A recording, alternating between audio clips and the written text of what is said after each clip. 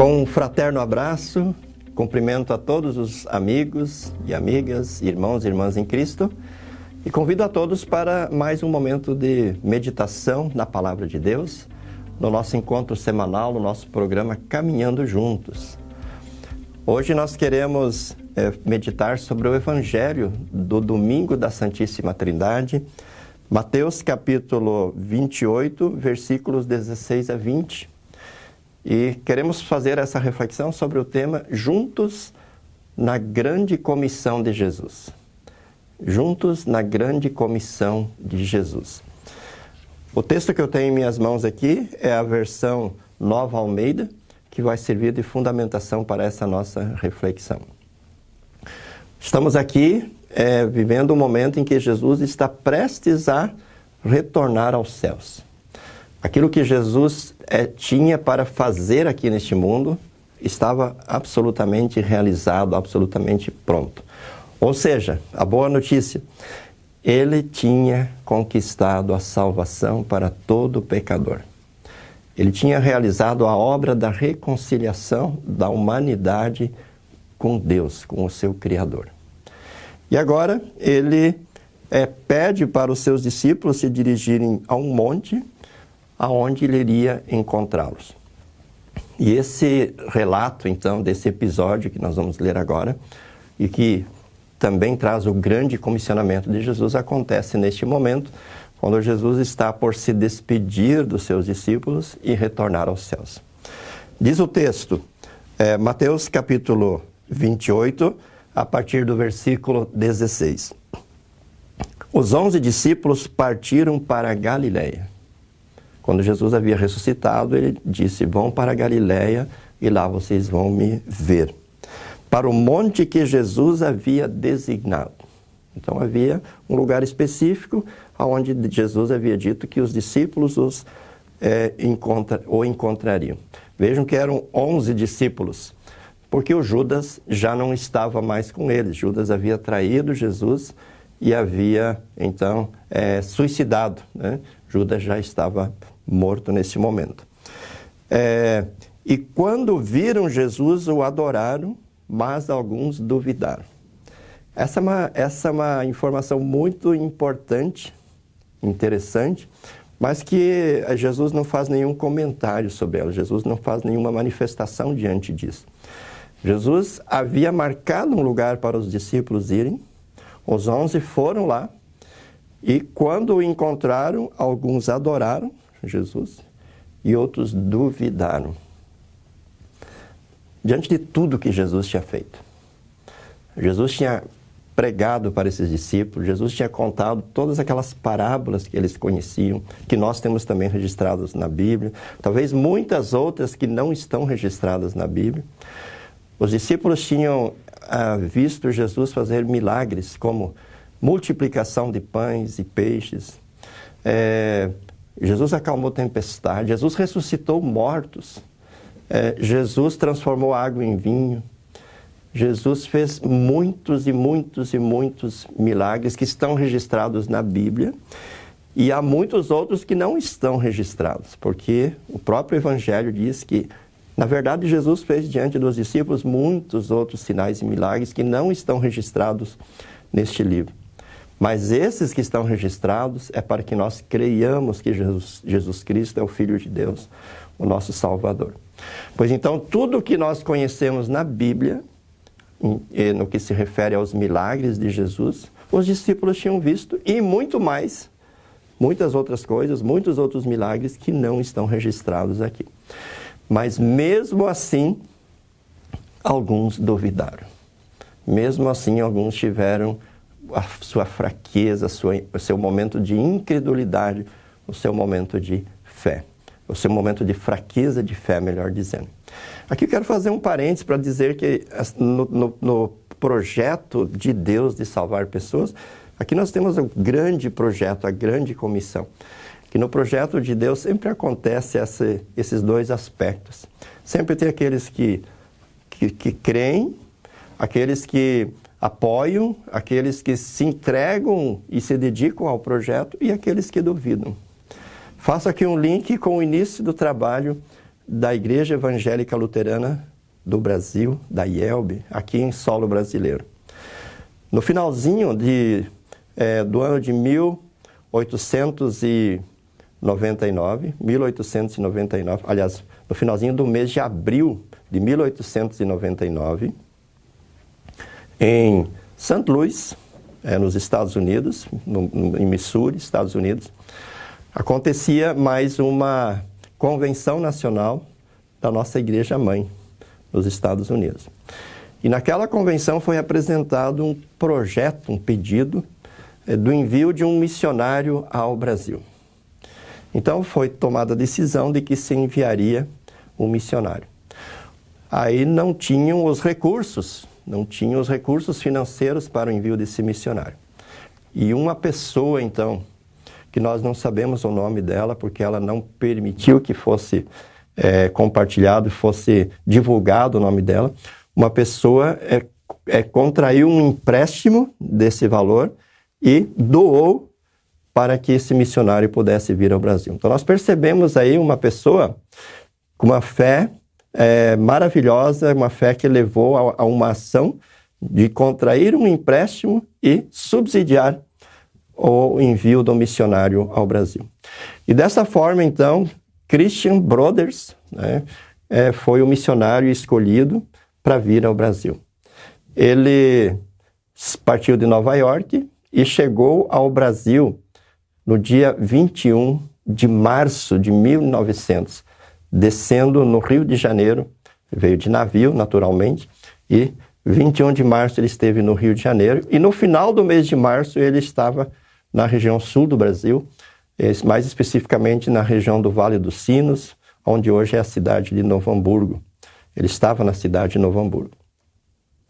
E quando ele chegou ao Brasil, evidentemente com muita expectativa para o trabalho missionário, certamente as pessoas o receberam com muita expectativa, mas alguns dias depois, algumas semanas depois, o missionário Christian Brothers escreve para a Igreja Mãe que ele não via possibilidades missionárias nessa região, porque as pessoas não estavam demonstrando interesse em receber a palavra de Deus, em participar de um projeto missionário. Pelo contrário, as pessoas estavam demonstrando interesse em participar de festas, de jogos, consumir bebidas alcoólicas e coisas dessa natureza. Portanto, houve um momento de incredulidade, um momento de descrença. Olha, aqui não adianta. Neste solo, nesta terra, não adianta semear. Tanto é que o reverendo Brothers começa a providenciar a sua viagem de retorno aos Estados Unidos. E ele vai então para o sul do Rio Grande do Sul, com o objetivo de chegar ao Porto para providenciar a sua viagem de retorno aos Estados Unidos. Quando ele chega em Pelotas, ele ouve falar de que na região da colônia São Pedro havia um grupo de famílias que tinham interesse em receber um pastor luterano. E aí entra em cena um senhor chamado August Govert, que era um cristão luterano que tinha emigrado da Rússia para o Brasil e que constantemente orava a Deus pedindo que um pastor luterano fosse enviado até ele. Então esse senhor, August Govert, conversa com o pastor, com o missionário Christian Brothers, e por conta disso o missionário decide ficar. E naquela região então da colônia São Pedro, no extremo sul do Brasil, começaram os trabalhos desse missionário com aquelas famílias lideradas pela família do senhor August Govert.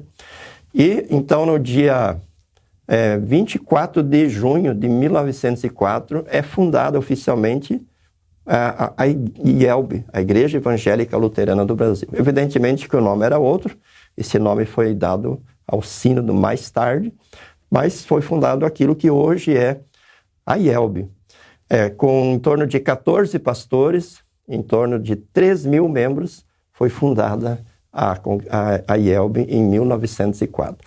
Então vocês percebem que algo que num primeiro momento houve assim uma incredulidade em relação ao projeto missionário, em relação à missão aqui no Brasil, uma falta de confiança de que realmente daria certo. Mas teve aquelas pessoas como o seu Augusto Govert e outras pessoas que disseram, não, nós vamos realizar o trabalho. Sim, nós vamos receber um missionário. Sim, nós vamos apoiar um missionário. Sim, nós vamos ouvir a palavra de Deus, nós vamos viver a palavra de Deus, nós vamos proclamar a palavra de Deus. E graças a isso, o que aconteceu? Esse trabalho foi se multiplicando, esse trabalho foi crescendo, ele foi ganhando aí o interior do Rio Grande do Sul, chegou à capital, ele foi passando pela fronteira do estado do Rio Grande do Sul, chegou a Santa Catarina, Paraná, São Paulo, Espírito Santo, e hoje a IELB está presente em todos os estados da Federação Brasileira e no Distrito Federal. Então vocês percebem que lá na origem teve aquele momento de isso não vai dar certo, aquele momento de incredulidade em relação ao projeto. E se nós analisarmos cada uma das 1.500 congregações da IELB, em cada lugar sempre também aconteceu esse fenômeno, alguém dizendo, olha, isso não vai dar certo. Por que é que nós vamos começar uma congregação? Por que é que nós vamos empreender esforço para realizar um trabalho aqui neste local? Observa que sempre há esse embate entre a incredulidade e a fé. Mas sempre há aqueles que dizem, vamos em frente, vamos realizar o trabalho. Deus está conosco, Deus vai nos abençoar. Sempre há aqueles que têm a postura do seu Augusto Govert, que confiam na ação de Deus, confiam que Deus realiza a sua obra em nós e por meio de nós. E é exatamente isso que Jesus diz agora, então, na continuidade. Ele diz assim, ó, toda autoridade me foi dada no céu e na terra. Portanto, quando Jesus faz o grande comissionamento, ele também está dizendo assim, eu estou com vocês. Eu estou com vocês, eu estarei com vocês. E eu tenho toda a autoridade no céu e na terra. Jesus se mostra como o verdadeiro Deus. Jesus se mostra como alguém que tem poder para derrubar barreiras, para derrubar obstáculos, para construir caminhos, para construir pontes, para fazer com que a obra que é dele aconteça. Então, é isso que nós precisamos levar em consideração, que o projeto de salvar vidas não é um projeto nosso. Ele é um projeto de Deus. E não é um projeto no qual nós somos colocados de mãos vazias. Nós somos colocados nesse projeto com a presença de Deus que se coloca conosco com o seu poder. E Jesus também nos mostra que Ele coloca em nossas mãos as ferramentas para realizar o trabalho. Portanto, vão e façam discípulos de todas as nações, batizando-os em nome do Pai, do Filho e do Espírito Santo e ensinando-os a guardar todas as coisas que vos tenho ordenado. Então, Jesus deixou conosco o batismo, Jesus deixou conosco a palavra e podemos mencionar aqui também a Santa Ceia. São os meios da graça que nós vamos utilizar, que nós vamos oferecer, que nós vamos entregar para as pessoas e, através desses meios, Deus faz a obra. Deus vai fazendo com que as pessoas sejam discípulas de Jesus, sejam seguidoras de Jesus. Ou seja, Deus vai convertendo, Deus vai transformando, Deus vai trazendo essas pessoas para dentro do seu corpo, que é a igreja, para junto de si, para caminharem conosco para a vida eterna. Então, quando nós somos incrédulos diante desse desafio, é porque nós estamos imaginando que é uma obra nossa, que vai depender da nossa capacidade, que vai depender do nosso esforço, que vai depender das nossas habilidades, da nossa inteligência, enfim, vai depender da nossa capacidade de realizar esta obra. Evidentemente que nós podemos usar todas as estratégias, nós precisamos usar todos os saberes que nós temos ao nosso dispor, todo o nosso conhecimento. Nós podemos fazer pesquisa, nós podemos usar os recursos que o mundo nos disponibiliza, mas uma coisa é certa, nós não temos a capacidade de converter ninguém, nós não temos a capacidade de fazer com que alguém se torne discípulo de Jesus. Essa é uma obra exclusiva de Deus Espírito Santo. Por isso que Jesus pede que batize em nome do Pai, do Filho e do Espírito Santo. Que por meio do batismo essas pessoas sejam colocadas em comunhão com o único Deus verdadeiro.